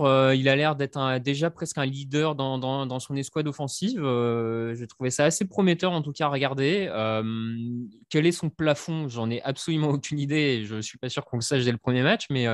Et puis, j'aime bien quand McDaniel se retrouve un système de jeu avec 2 tight ends, Jonnu Smith, Hunter Henry. Je trouve ça assez intéressant. Donc, j'ai trouvé ça pas mal pour une première. Et ils perdent. Et je pense qu'ils vont se faire bien engueuler par Bill Belichick parce que 4 fumbles pour les Patriots, s'il y a bien une équipe qui, normalement, ne fait pas tant de fumbles que ça à la course, c'est bien la sienne. 4 fumbles et 1 sur 4 dans la zone rouge. Hein. De toute façon, c'est vraiment les clés de leur défaite. Miami qui n'a jamais été mené quand même. Et les 4 fumbles, on ne peut pas leur retirer aussi qui les provoque. C'est une bonne défense et c'est une équipe qui sera dans tous les matchs grâce à sa défense aussi, non, Lucas? Oui, exactement, exactement. Voilà, on le sait que c'est cette défense qui va les porter, comme elle l'a fait l'année dernière. Ils ne sont pas passés très loin des playoffs. Là, mine de rien, il remporte une victoire assez importante parce que c'est un match, c'est un duel de division. On sait que c'est important. C'est potentiellement, si on imagine que les Bills vont gagner cette division, c'est potentiellement le duel entre les Patriots et Miami, en tout cas dans cette division, pour pourquoi pas aller en playoff. Donc la victoire est importante, notamment grâce à cette défense. Après, c'est vrai que ils profitent des errements de New England. Vous le disiez, les Patriots, ils reviennent au jeu qu'on les connaissait depuis quelques années. Et en même temps, ils ont fait un match anti-Belichick total avec beaucoup de turnovers, beaucoup de pénalités. Ça, on le sait que le coach déteste ça. Et donc, du coup, Miami en profite. Mais en même temps, c'est aussi eux qui provoquent. Donc, voilà, et ils sont contents de s'en être sortis, je pense, et il faudra quand même voilà, s'améliorer un petit peu en attaque dans les semaines à venir, même s'il y a le rookie, le receveur rookie qui a aussi fait parler de lui, et ça peut être bon signe pour le quarterback. On enchaîne, messieurs, avec Washington 16, Chargers 20. Il nous reste encore quelques matchs. Justin Herbert qui confirme, c'est un match qu'ils auraient perdu peut-être il y a 3 ans. En tout cas, 31 sur 47, 337 yards, un touchdown, une interception pour Herbert. Toujours le même calme. Face à une grosse défense, un très bon match, Raphaël. Écoute, moi j'ai envie de te dire qu'il le perdait même l'an dernier ce match, parce que la Aussi. différence avec l'an dernier, pour moi, c'est la ligne offensive. On a vu un bon Corey Linsley au centre, mais surtout, on a vu un excellent Rashawn Slater au poste de tackle, le rookie qu'ils ont drafté cette année. Et Rashawn Slater a gagné son combat face à Chase Young pendant toute une partie du match, au point que Chase Young a été replacé de l'autre côté de la ligne. Et quand c'est d'autres joueurs de Washington qui sont venus par rotation, Slater ne s'est pas laissé faire. Donc, je trouve que du coup, le fait de pouvoir donner du temps à Justin Herbert en attaque, bah, avec les cibles qu'il a, notamment Keenan Allen, dont on ne cesse plus de dire à quel point c'est quand même un excellent receveur de cette ligue, et ben, ça donne quand même beaucoup, beaucoup de temps à cette attaque. Ça lui permet de. La prestation n'a pas été exceptionnelle, hein, parce que c'est quand même une bonne défense malgré tout qu'on fasse, mais ils font le taf et je pense que là, pour le coup, c'est en partie à mettre au mérite de la ligne offensive qui vraiment permet à cette attaque d'élever son niveau face à l'adversité plus importante. Lucas. Oui, totalement d'accord, et notamment pour cette ligne offensive qui tient vraiment bien, qui permet à Herbert de progresser dans ses lectures. La stat des troisièmes tentatives est assez parlante, je trouve. Je crois qu'ils font 14 sur 19, quelque chose comme ça. Et pour moi, les troisièmes tentatives, c'est là que ça se joue, notamment pour que la ligne offensive tienne, parce que souvent, les troisièmes tentatives, c'est souvent des passes. C'est souvent, tout le monde sait que c'est des passes. Et du coup, c'est un vrai duel. Et en plus, face à un front seven de Washington, qui est parmi l'un des meilleurs de la ligue, de tenir comme ça, c'est de très bon augure. Pour Washington, la Fitzmagic s'en est déjà allée. Hein, la hanche, boum, à l'hospice. Pour Ryan Fitzpatrick, alors il reviendra probablement pendant la saison, mais pour l'instant, ça fait la hanche et ça fera au moins 3 matchs. Place à Tyler Heinicke, seulement 259 yards en attaque pour Washington. Est-ce que c'est le début d'un long chemin de croix ou alors est-ce qu'on peut toujours compter sur leur défense pour les garder dedans, justement? Retour à la case départ, en fait. Retour à la case départ. Toujours le problème du quarterback. Voilà, toujours le même problème des quarterbacks. Ils vont commencer comme ils avaient fini l'année dernière, où on se disait qu'ils avaient pas mal de choses autour, sauf le quarterback. Ils sont allés chercher un quarterback vétéran. Je ne dis pas que c'est parce qu'il a cet âge-là qu'il se blesse comme ça, mais c'est peut-être pas anodin non plus. Bah, la hanche, c'est pas anodin hein, à cet âge-là. Voilà, je vais pas oser, je t'ai laissé la faire. Mais bon, voilà, c'est rageant peut-être pour eux. On parle de Cam Newton avec Ron Rivera. Je ne sais pas si ça. Apparemment, il a dit qu'il cherchait pas. Hein. Bon, après, ils disent toujours qu'ils cherchent pas. Mais... Voilà. Bon, mais en tout cas, la défense va les laisser dans certains matchs, mais voilà, leur plafond sera celui qui était l'année dernière, je pense. Raphaël, tu signerais Cam Newton? Je sais même pas si ça change grand-chose. Je suis pas certain, vu ce qu'a montré ces derniers temps Cam Newton, et avec un Taylor Heinicke pas si mauvais que ça sur ce match, hein, un peu limité, mais à la limite, pourquoi pas continuer à voir ce que tu as avec lui. Mais après, comme l'a dit Lucas, ils reviennent au même point que l'an dernier. J'étais déjà très sceptique sur leur attaque. Là, bon, du coup, j'allais dire, imaginez seulement si Dwayne Haskins avait été un franchise quarterback. C'est une équipe complète, voilà, mais ratée. Panthers 19, Jets 14. Tiens, en parlant de franchise quarterback, la revanche de Sam Darnold, ça fait peur dit comme ça parce que en fait, c'est pas vraiment une victoire super impressionnante. Anderson et Sam Darnold ont marqué pour mettre le match hors de portée, mais c'était pas non plus flamboyant. Il y a des signes que c'est prometteur avec la première mi-temps ou c'est galère avec cette deuxième mi-temps à 4 punts parce que Carolina, c'était un peu un match en 2 temps aussi. Je sais que Raphaël est sous le charme du génie de Matt Rhule depuis 2 ans. Donc, est-ce que tu as vu des choses? Il y a quand même 6 sacs et 10 quarterback hit pour la défense qui, elle, pour le coup, a bien fonctionné. Après, est-ce que l'attaque peut suivre? Ouais, bah ça va être toute la question et c'est déjà aussi ce qu'on avait un peu soulevé dans les pastilles, les previews d'avant-saison. On avait vu que ça allait être une défense intéressante avec des joueurs en deuxième année, un front seven avec pas mal de solutions. Donc, qui fasse une prestation comme ça face à une ligne offensive des Jets qui était déjà pressentie pour être pas bonne, bon, je suis pas tellement surpris. Ils affrontent un rookie, voilà, mais ouais, offensivement, moi, je m'attends pas à grand-chose. Hein. Je vois pas. Et c'est comme ça, la vie est dure. Hein. Je crois que Winston peut se relever, mais pas Darnold. C'est pas très objectif, tu vois. Mais je pense que Darnold n'amènera pas grand-chose de plus à cette équipe que ce que Bridgewater a amené l'an dernier, donc c'est-à-dire moyen en fait. C'est pas objectif, mais c'est punchy et j'aime ça. Ça fait une très bonne relance. Lucas, est-ce que Sam Darnold peut se relever ou pas? Est-ce qu'il peut se relever? Non, je suis assez d'accord avec Raph. Je pense que ça sera le niveau du quarterback sera au moins, on sera au plafond de l'année dernière. Maintenant, McCaffrey est revenu, donc peut-être que l'attaque sera un peu meilleure. Mais le quarterback, je ne suis pas sûr que ce soit Darnold qui les sort de situations compliquées. Après, on était quand même sur le pire match de la semaine. Je ne sais pas si on peut s'accorder pour dire ça, mais c'était très compliqué quand même en termes de spectateurs. C'est assez possible. Les Jets vont galérer aussi. Hein. Zach Wilson a trouvé Corey Davis pour 2 touchdowns, c'est la bonne nouvelle. Ils ont perdu Mekhi Becton avec une entorse du genou, c'est la moins bonne. Pareil, Zach Wilson, ça va quand même être des montagnes russes probablement pendant toute l'année, vu comme il est mal entouré, quoi. Oh, et puis tu parlais de galère, je pense qu'il est dans une belle galère. Je ne sais pas s'il a parlé un peu avec Sam Darnold, mais voilà, il n'y a pas vraiment de cible autour de lui. On en parlait, j'étais pas forcément convaincu des cibles et du recrutement aérien. La ligne offensive est un gruyère ou pas loin. Et puis la défense que je pensais un petit peu meilleure et subit des blessures. Ouais, ça va être très compliqué pour les Jets. Bengals 27, Vikings 24. Est-ce que je suis un peu, je vais pas. Je suis très content de t'avoir, Lucas, mais j'avais préparé des questions pour Grégory parce qu'il est un peu patraque, on ne vous l'a pas dit, on lui fait une bise. Parce que là, tu vois, Zach Taylor a gagné, donc je voulais tomber sur Grégory. Moi, je voulais, voilà, son équipe a gagné contre les Vikings qui sont censés être plus forts. Alors oui, bon, ils ont mené de 14 points avant de se faire rejoindre à la dernière seconde, puis ils ont failli perdre la prolongation et tout ça. Mais quand même, Zach Taylor a gagné un match. Donc, Raphaël, est-ce que ça vous la coupe? Est-ce que ça y est, vous vous inclinez devant le génie de Zach Taylor? Non, on va quand même attendre avant de s'incliner devant le génie de Zach Taylor. Hein. Bon, après, oui, par contre, c'est un bon match. Joe Burrow revient très, très bien de sa blessure. Il a semblé assez serein dans la poche, des belles passes. Maintenant, est-ce que c'est Zach Taylor ou une très décevante défense des Vikings? J'aurais tendance à te dire que c'est la deuxième. Mais bon. Il y a des playmakers quand même. Hein. Jamar Chase qui capte 5 ballons, Joe Mixon qui gagne 127 yards au sol. Ils prennent 5 sacs quand même. Ça, c'était prévu aussi. Les Bengals ont été un peu ce qu'on attendait, c'est-à-dire qu'il y a des playmakers. Est-ce que la défense des Vikings a donc été si décevante que ça, Lucas? Ouais.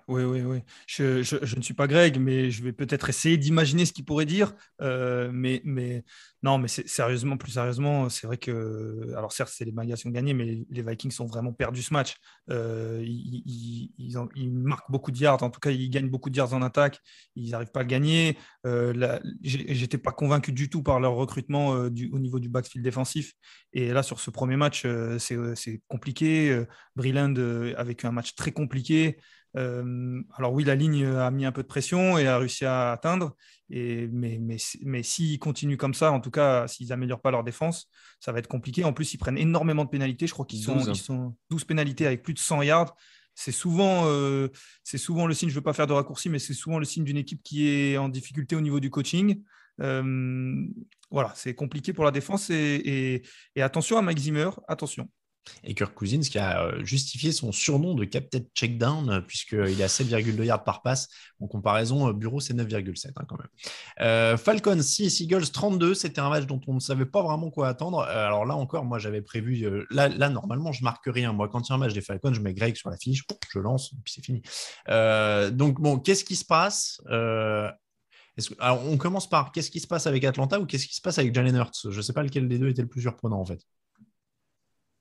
Parce que Atlanta, c'est quand même l'équipier, mais violent quand même. Ouais, hein. c'est quand même le. Alors, on avait classé Atlanta assez bas dans notre power ranking d'avant-saison. On n'y croyait pas beaucoup pour quoi que ce soit, mais on s'était quand même dit la défense va être très mauvaise, mais l'attaque va pouvoir surprendre, etc. Là, le problème, c'est que Atlanta, rien n'a marché. Donc, si l'attaque se relève pas très vite, la saison va être affreusement longue parce que là, sortir une prestation pareille face à l'escouade défensive des Eagles assez jeune, hein, globalement, avec beaucoup de jeunes qu'on puisse illustrer. Bon, ça, pauvre Grégory, hein, ça va pas être très drôle. Ah bah, il va vivre une longue saison. Alors, j'ai taquiné en disant avec le premier choix de la draft dans les leçons de la semaine, il y a des effectifs qui sont quand même plus faiblards. J'ose espérer que leur attaque va réussir quelques matchs, mais Lucas, on est d'accord, en effet, cette saison, elle s'annonce quand même assez terrible. Matt Ryan, c'était peut-être le moment de partir, je crois. Je soupçonne Greg d'avoir annoncé qu'il était malade pour pas subir ça, quand même. Peut-être aussi. Non, mais sérieusement, c'est vrai que c'est très compliqué. La défense, on le savait, mais cette attaque, numéro 4, Kyle Pitts, alors c'est son premier match, bien entendu, mais il avait été sélectionné aussi pour faire du bien dans la red zone. Ils y sont allés 2 fois, je crois qu'ils n'ont pas inscrit de touchdown. Voilà, c'est très compliqué si l'attaque en plus est compliquée. Après, ils étaient en face d'une défense des Eagles qui est un peu meilleure que ce qu'on pense, je pense, qui est un peu sous-cotée. Ils ont une ligne défensive qui est capable de mettre de la pression. Ils ont fait du recrutement dans le backfield défensif qui semble pouvoir payer. Je pense que Philadelphia va avoir une défense correcte plus. Bon, alors, la surprise, c'était l'attaque quand même. 27 sur 35, 264 yards, 3 touchdowns pour Jalen Hurts, 62 yards en prime au sol. La question, c'est surtout ça. C'est est-ce que ça peut durer? Alors, bon, on sait qu'il n'y avait pas une grande défense en face. Voilà. Donc, est-ce qu'ils ont bénéficié à plein de ça? Ou est-ce qu'il y a quand même quelque chose qui couvre du côté de Philadelphie avec Devonta Smith, leur rookie, pour le coup, lui, il a justifié sa draft. 6 réceptions, 71 yards, un touchdown. On a eu une belle équipe de Philadelphie sur ce premier match, Raphaël. Ouais, moi j'ai envie de te dire un peu les deux. Ils ont l'avantage de commencer par une défense un peu faible pour prendre un peu de confiance et voilà. Mais on a quand même vu de bien belles choses de la part de Hurts. Bon, moi, qui correspond peut-être plus finalement aux qualités de ce groupe et de sa ligne offensive que Carson Wentz et ça match peut-être mieux. Et puis, comme tu l'as dit, les receveurs ont l'air d'être. Ce qui a été le problème quand même de Philadelphie ces 2-3 dernières saisons, les squads de receveurs. Là, Devonta Smith apporte tout de suite de la qualité. Ça permet à Reagor d'être numéro 2 et de peut-être avoir un peu plus de liberté que quand il était un peu par défaut numéro 1 l'an dernier. Tout le monde en bénéficie, son quarterback, ses collègues receveurs. La ligne offensive a retrouvé du poil de la bête. Il y a moins de blessés que l'an dernier, donc ça repart dans le bon sens. Ouais, assez surprenant de la part de Philadelphie. Moi, j'ai envie d'y croire pour la suite. Lucas, est-ce que tu as envie d'y croire? Oui, j'ai envie d'y croire. Alors après, tout dépend ce que ça veut dire y croire. Mais en effet, cette ligne offensive est peut-être pas si mauvaise que ça. Bon, alors il y a eu pas mal de retours par rapport à l'année dernière. Et en effet, le quarterback est d'un profil différent de celui qu'il y avait, ou en tout cas de Wentz qui était derrière cette ligne depuis un moment. Mais il n'encaisse qu'un sac. Et je reviens un peu à ce que je disais sur Wentz. Bon, c'est voilà. Mais oui, pourquoi pas cette attaque à partir du moment où cette défense peut faire de bonnes choses. La défense peut la laisser dans certains matchs. L'attaque peut faire de bonnes choses aussi. Ce sera pas une année exceptionnelle, mais ça sera peut-être moins mauvais que ce qu'on pensait. En tout cas, on va éviter de fixer parce que le calendrier à venir, c'est assez coupe-gorge 49ers, Cowboys, Chiefs. Donc là, voilà. S'ils arrivent à s'en sortir sur un de ceux-là, s'ils en prennent un sur les 3 déjà et qui sont à 2-2, c'est bien. Clairement. Les Giants 13, Broncos 27. Raphaël, je sais que tu ne croyais pas trop en Denver. Bon, alors ça ne joue pas du fort en face. Bon, excuse-moi. Je mets un bémol tout de suite. Mais il y a un quarterback propre. 264 yards de touchdown, il y a 2 sacks et 7 pressions pour Von Miller qui revient bien, il y a des bons matchs de leurs receveurs, il y a même 165 yards au sol. Bon, ou alors tu t'en fous complètement parce que c'était les Giants. Malheureusement, j'ai envie de te dire que ça va presque être la solution numéro 2 parce que Bridgewater, on l'a vu l'an dernier à Carolina, hein, c'était globalement propre, mais et là, ça explose un peu face à New York qui donne plein de ballons, etc. Mais je pense que Denver, sur ce match, enfin, bon, je vois pas Bridgewater faire beaucoup mieux que ce qu'il faisait à Carolina, donc ça va permettre à Denver d'être une équipe solide, accrocheuse. Mais après, est-ce que c'est l'objectif juste d'être ça cette saison? J'en sais rien. Peut-être que c'est l'objectif de Denver déjà d'être ça, et dans ce cas-là, ça va réussir. Mais Après, ce serait plus sympa déjà d'être solide et accrocheur que de vivre avec les fulgurances de Drew Lock en montagne russe. Hein. ah oui, non, mais ça, fulgurance, en plus, t'es déjà gentil de les mettre au pluriel, hein, parce Une que de temps en temps. ça mérite même pas. Alors, on avait une défense des Giants qui était censée un peu les aider comme l'an dernier. Là, ils prennent 420 yards. Donc, Lucas, s'il n'y a même pas la défense pour les aider, clairement, ce sera bouillon à chaque fois parce que Daniel Jones, c'est toujours pas ça. Ah oui, ça va devenir très compliqué.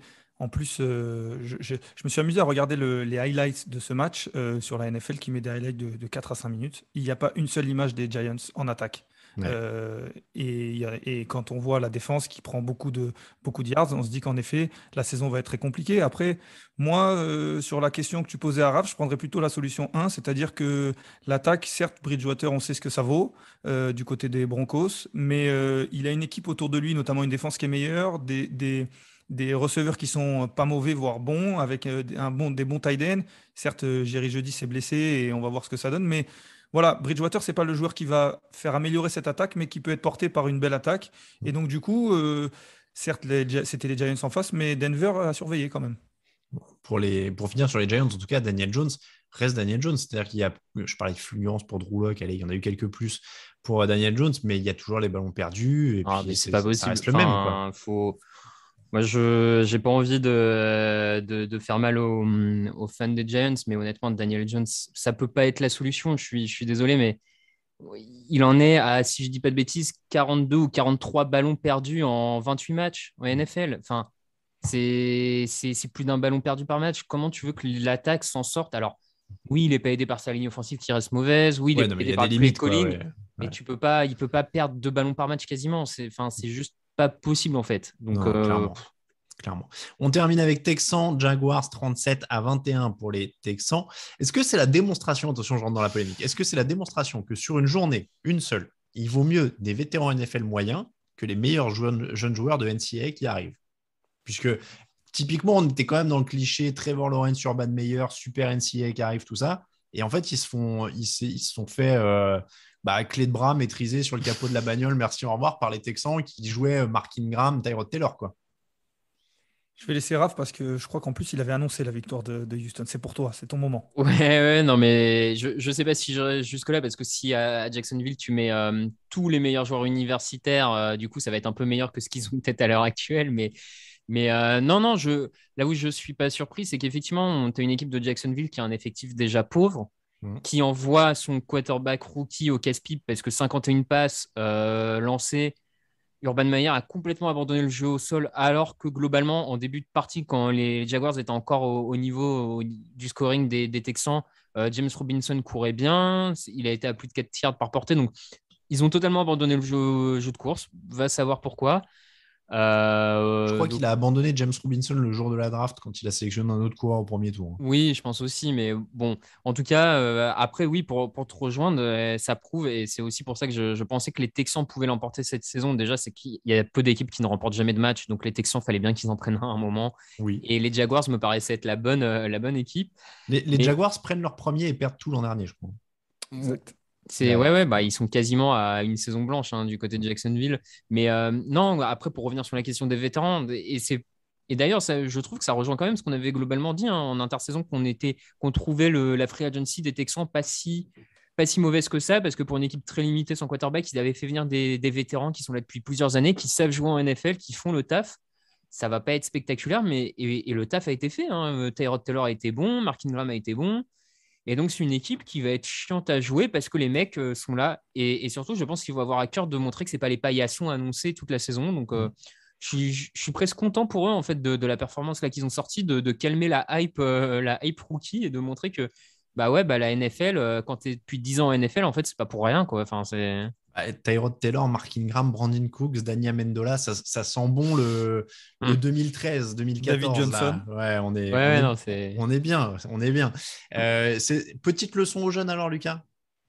Je vous dis juste quand même, les Texans, 449 yards, aujourd'hui au moment où on se parle, 4e attaque NFL. Ouais, avec Tyrod Taylor, parce qu'on parle de Bridgewater depuis tout à l'heure en disant exactement qu'on sait ce qu'il vaut. Tyrod Taylor, pour moi, c'est le Bridgewater d'il y a quelques années. C'est qu'on sait exactement ce qu'il vaut. Et voilà, on sait très bien que dans 3, 4, 5 matchs, 6 matchs, allez, si les Texans sont chanceux, on sait que le niveau va baisser. Et le problème, c'est que toutes les équipes n'ont pas la chance d'avoir Herbert pour mettre derrière. Du coup, mais après, c'est vrai que du côté des Jaguars, notamment les 3 interceptions de Lawrence sont quand même pas jolies. Ça pique. Voilà, c'est le moins qu'on puisse dire. Je vous vois faire les gros yeux. Je pense que vous êtes assez d'accord avec moi. Donc oui, en effet, on s'est peut-être un peu enflammé sur l'attaque des Jaguars avec cette ligne offensive qui, au final, rend la tâche compliquée. Donc ouais, belle piqûre de rappel, en effet. Il y a quand même eu quelques belles choses de Trevor Lawrence, qu'on ne soit pas que dans le négatif. C'était son premier match. Hein. Il y a quelques belles passes. Il y a eu des belles choses, notamment sur play action. Il s'est montré très, très efficace à ce niveau-là avec des jolies passes. Il y a des passes réussies sur des joueurs très bien couverts. Donc, tu sens qu'il maîtrise, il a de la précision, tout ça. Mais après, oui, il y a eu des très, très vilaines erreurs de lecture. Donc, c'est un rookie. Il va apprendre au fil de la saison. Hein. Par contre, j'espère qu'il accepte mieux la défaite que son coach. Alors voilà, juste pour dire un mot, en effet, les rumeurs commencent à circuler qu'Urban Meyer ne serait pas tout à fait dans des bonnes dispositions psychologiques quand il s'agit de perdre. Donc, c'est mal tombé qu'il tombe à Jacksonville. Hein, on dit ça comme ça. Et de mémoire, on n'est pas des spécialistes universitaires, mais ce n'est pas un coach défensif de base, Urban Meyer. Je crois, j'espère que je ne dis pas de bêtises, mais je trouvais ça cocasse que grâce à Urban Meyer, les Texans soient 4e attaque de la NFL. Mais oui, il y a des rumeurs comme quoi il exaspérerait déjà un peu beaucoup les gens du staff qui sont des anciens de NFL, qui comprennent que tu ne peux pas gagner tout le temps, et qu'apparemment, lui, il pétait des câbles même quand il perdait en pré-saison. Donc, même nous, on sait que ça ne veut rien dire, le résultat en pré-saison. Bref, ça va être une saison fun du côté de Jacksonville, pour le meilleur et pour le pire, les tops et les flops.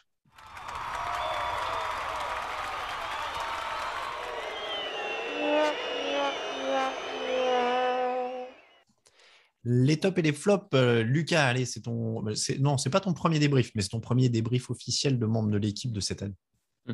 Je commence par la priorité. Le top. Le top. Alors, le top, j'ai mis la NFC West parce que, si je ne me trompe pas, les 4 équipes ont gagné. Et du coup, je suis impatient de voir comment la saison va se dérouler dans cette division. Tous les matchs vont être sympas, et notamment les duels de division. Imaginez-vous quand Seattle va jouer San Francisco ou Los Angeles, ou quand Los Angeles va jouer Arizona. On sait que chaque saison, cette division est incroyable, mais la première semaine m'a donné envie de vraiment la suivre particulièrement. C'est vrai qu'on a dit beaucoup de bien des 4. Quoi. Il y a 4 superbes équipes dans cette division. Raphaël, ton top? Mon top, moi, c'est quand même la prolongation entre Baltimore et Las Vegas cette nuit, enfin dans la nuit de lundi à mardi, du coup, qui a quand même été, en termes de rebondissement, pour une prolongation assez exceptionnelle, avec les Raiders en goal line, puis qui se font intercepter derrière.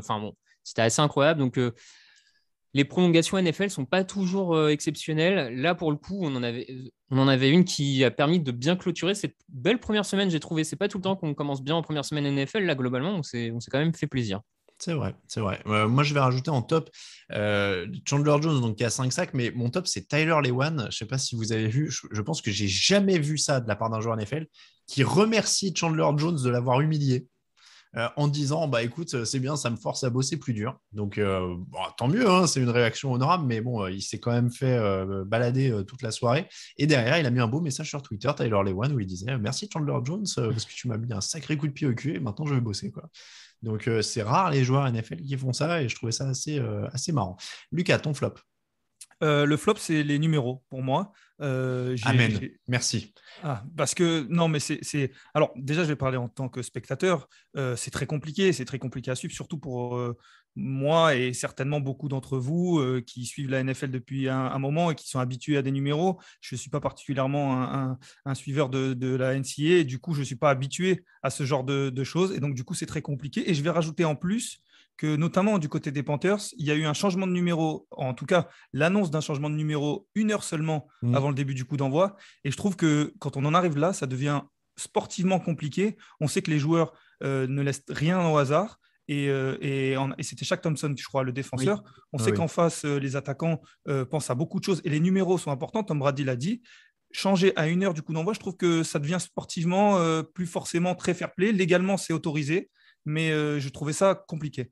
Pour le coup, j'étais super surpris de ça. Je pensais vraiment qu'il y avait des règles, je sais pas, au moment des cuts d'effectifs ou quelque chose comme ça, que tu devais finaliser des numéros. Enfin, il y a des ligues de foot où tu n'as plus le droit de changer après telle date ou quoi. En tout cas, d'ailleurs, il me semble qu'en NBA, si on change, les joueurs ont l'obligation de racheter le stock de maillots qui est déjà imprimé. C'est le cas ici aussi. Hein. C'est le cas en NFL. Il va le faire. Il a changé 1 heure avant, en tout cas, Shaq Thompson. Mais enfin, c'est l'annonce, en tout cas, comme tu disais, qui est compliquée. Parce que Dalvin Cook a annoncé qu'il ne voulait pas payer le stock. Lui, il voulait changer aussi. Il faut prévenir un an en avance si tu veux pas payer le stock. Il faut que ça ait le temps de se vendre. Mais je suis d'accord avec toi. Moi, je pense que j'aurais oublié dans 3 semaines. Hein, mais c'est vrai que sur le coup, la première semaine, ça m'embête. Et je suis d'accord. Des fois, tu ne sais plus qui est corner, qui est machin. Ça se balade un peu. C'est un peu énervant. Je ne vais pas aller vers Raphaël parce que je sais que lui, il s'en fout. Totalement, non. Parce que Raphaël n'aime pas les détails de maillots, de trucs comme ça. Il n'est pas dans la fashion. Alors, globalement, c'est vrai que je m'en fous, globalement, hein, mais je peux comprendre que là, sur le premier match, c'était un peu perturbant. Même moi, il y a un moment, je me suis dit, attends, mais comment ça se fait que là, il y a un numéro… Enfin, j'ai été perturbé aussi par le numéro. Je pense qu'on va tous rapidement s'y habituer. Et puis, voilà. Du coup, ça m'a plus gêné sur le côté un peu visuel que pour le fait, on va dire, historique qu'un running back doit avoir de temps à temps. Ça, j'avoue que… je suis rassuré. Je pensais vraiment que Raphaël, on aurait des 0% à faire. Et là, je sens quand même qu'il y a eu un petit peu de gêne par moment. Ouais, ça m'a un peu perturbé quand même. Alors, par contre, vous n'entendrez jamais Raphaël parler de style de maillot, je crois. On est d'accord. Ça. Non. Effectivement, c'est pas… Ton flop, Raphaël, d'ailleurs. Eh ben, mon flop, moi, sincèrement, c'est bateau, mais je ne voyais pas comment mettre autre chose que Green Bay parce que cette prestation-là est assez ridicule pour un finaliste de conférence sortant. Après, en plus, on va en remettre une petite couche, mais après toutes les sbrouffes de l'intersaison. Oui. Bon, disons que si tu annonces une last dance, pour moi, tu fais une saison sans défaite, quoi.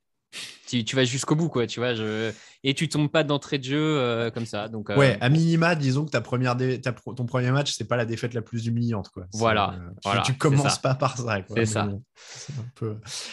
moi, en flop, j'ai mis Washington parce que petite hype partie trop vite. Je pense que on a battu un record. Hein. Les gens m'ont forcé pendant le fauteuil, c'est-à-dire que j'osais pas prononcer le mot. Je disais j'aime bien cette équipe, je pense que celle-ci peut faire des choses. Pendant toutes les previews, j'ai marché sur des œufs pour jamais prononcer le mot hype quasiment. Et donc là, j'ai dit, allez, s'il faut que je vous en donne 2, je donne Washington et les Patriots. La vache, la hanche de… limite, j'ai entendu le bruit de la hanche de Fitzpatrick claquer dans la foulée de la fin de ma phrase, quoi. Donc voilà, désolé, j'aimais bien, c'est fini. Et c'est comme ça d'ailleurs que se termine le numéro 431 du podcast Jeune Actu. Merci beaucoup de nous avoir suivis pour ce débrief. On remercie tous ceux qui nous écoutent évidemment et tous ceux qui nous soutiennent sur Tipeee. Pour la reprise, Germain, Bertrand, Benoît, Lille Molicou, Coucoulem, Fricazoïde et Laurent. Merci beaucoup encore de nous avoir suivis. Vous nous retrouvez sur Twitter @TDActu, Facebook @TDActu, Instagram @Jeune Actu en entier, les réseaux sociaux @Raphaël_TDA pour Raphaël. @Elvola ou Lucas Vola. J'ai tweeté une fois, monsieur, cette semaine, j'ai mis 4 heures, j'étais en sueur et tout ça, je vais arrêter, je pense. Ça y est, donc c'est Elvola ou Lucas Vola, je sais jamais. Elvola, voilà. VOLA. Et Atala Mattei pour moi-même. Merci beaucoup, Raphaël, merci beaucoup, Lucas. Merci. Lucas, on se retrouve jeudi pour la preview. Ouais, c'est ça. Vous m'avez fait entrer, je ne pars plus maintenant. Exactement. Tu seras avec moi pour la preview. On a un peu teasé, il y aura un petit débat, on va parler rookie. Et puis, on se retrouvera donc évidemment après pour le fauteuil et toutes les choses habituelles. Merci de nous suivre. On est très content de vous retrouver pour une nouvelle saison générique. Et on vous dit à très bientôt. Merci à Kickband pour le générique qui est toujours là d'ailleurs. Très bonne semaine à tous. À jeudi. Ciao, ciao.